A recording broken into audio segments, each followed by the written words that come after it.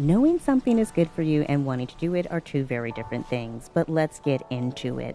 So, we're gonna first do a little touch your toes test. And if you can't touch your toes, don't worry about it. It's not a problem. Keep straight legs as long as you can. And then let's go ahead and bend and straighten our legs with a flat back. So, I am looking forward for a reason because I want my back to be flat. And now we're going to bend our legs and look up and down a few times. You choose whether that is 4 or 8, depending on how stiff you're feeling and how much time you got. And let's bring our hands down, and we are going to pedal our feet in this downward dog position. Just bending and straightening. And let's make ourselves into a giant squat position. So don't worry if you can go as low as I'm going. Whatever feels good for your body. You do want to try to get low, but you know your limits. If you are worried about falling, you can put a chair behind you and think about trying to sit on the chair with knees apart. Okay, so I'm in a deep squat here, and I'm using my arms to push my knees apart, and I am using this dog to remind me to hold this position for just a little bit longer. Then come to 2 straight legs, grab one foot, and if I wasn't getting all these doggy kisses, I would actually be lifting my opposite arm into the air, but you know, the dogs are super cute, so I gotta give them some love. Be sure to switch sides. And now we're going to go into a deep lunge, arms up. I have my toes tucked in the back, and we are letting that hip get some work, get some mobility, flexibility, and strength. And let's do the other side. So you're going to bring your arms up and push your hips down towards the ground, toes tucked in the back. Try not to let your knee go past your toes in the front. Come to 2 feet together, and we're going to slowly move into yoga elephant position.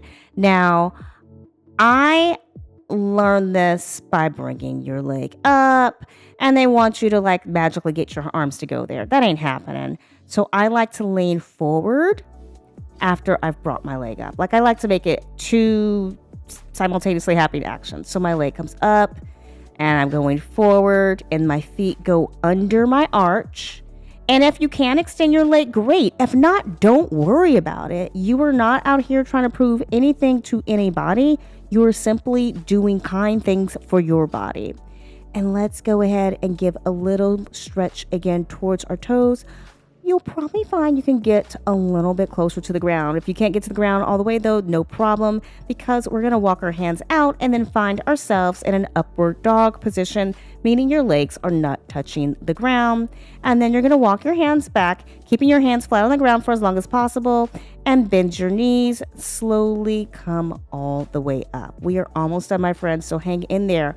Arch overhead sideways. This is our crescent moon pose from yoga. And then we're going to go ahead and do the same action on the other side, keeping in mind that our hips need to stay even. So don't let one hip go in front of the other. Almost done. Grab onto your ankle and then slowly lift the back leg, reach out in front. And keep the arm raised, keep the head raised, keep looking up, keep your heart lifted. So this is dancer pose.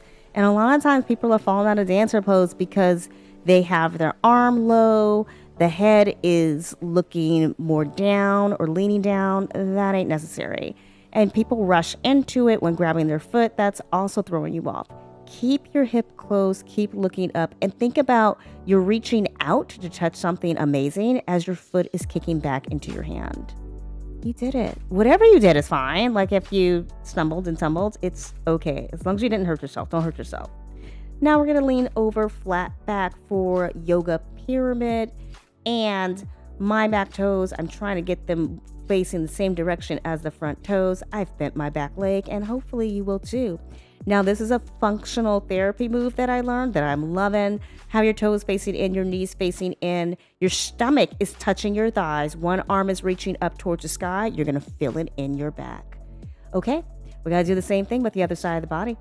So, other leg, yoga pyramid, straight leg in front, slowly bend the back leg. Try to keep both feet facing the same direction, reaching in front of you, looking forward, looking up even.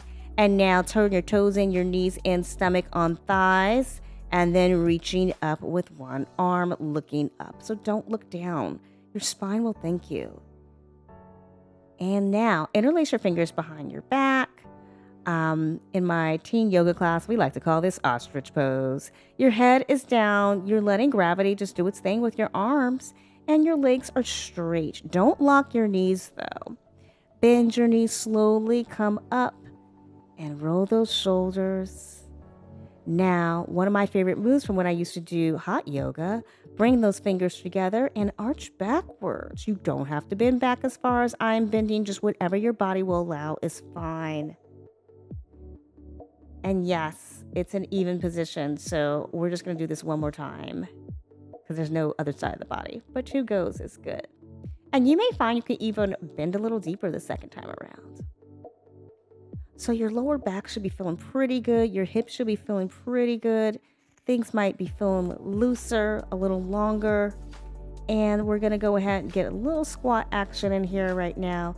So ideally, you want to have your toes, your feet far enough apart so that when you bend your knees are not going past your toes. So I could have adjusted my right foot a little bit. And a little body wave. And now we're going to go into Yoga Warrior 2 position. Your back foot is turned out. And then we're going to go into Reverse Warrior. So that same feeling as your Crescent Moon. Arching over. Bring those 2 feet together. Let's do the other side. Warrior 2. Take your time. And then Reverse Warrior. Almost done. This is a short flow because you're a busy body, but you got to do kind things for your body. So I hope you enjoyed this flow and see you in the next video.